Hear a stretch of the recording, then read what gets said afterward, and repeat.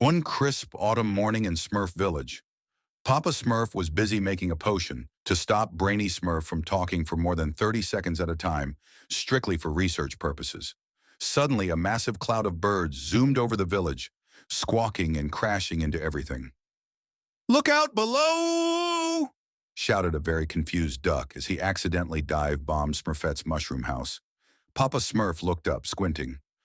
Hmm, looks like the Great Migration is starting again, and judging by the looks on their beaks, they have absolutely no idea where they're going. Clumsy Smurf tripped over a stick, flailed into a tree, and accidentally launched himself onto the back of a goose. "Whee! I'm flying! Someone call the Air Smurf authorities!" Papa Smurf called an emergency meeting. "Smurfs, it looks like the birds are terribly lost.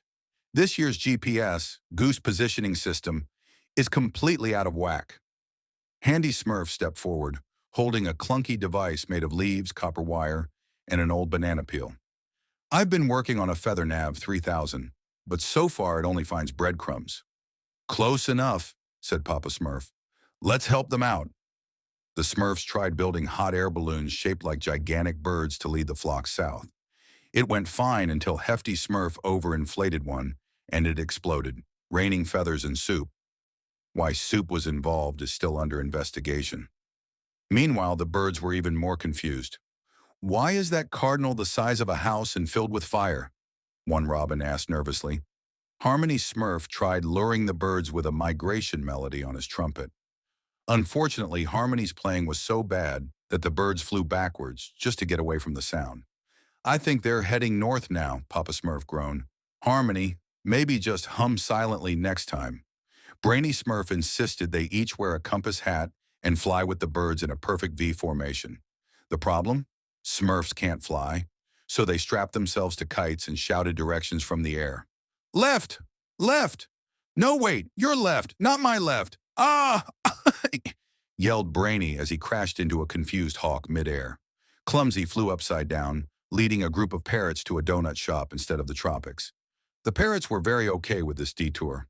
Just when things were sort of working, meaning no one was on fire, Gargamel showed up, disguised as a giant pineapple. Why a pineapple? No one really knows. Even Azrael, his cat, looked embarrassed. "I shall lure the birds into my giant net with this seed-covered costume," Gargamel cackled. But the birds, now semi-smurflingual, thanks to a potion, just stared. One pigeon squawked, "That's not a pineapple. That's just a weird man with glue and bad decisions." Azrael sighed, untied the net, and wandered off to live a quieter life as a yoga instructor. Finally, with a combination of Handy's feather nav, Clumsy's accidental directions, and Harmony being told to stop playing forever, the birds made it south. They thanked the Smurfs with a sky-written "thanks" spelled out in bird poop.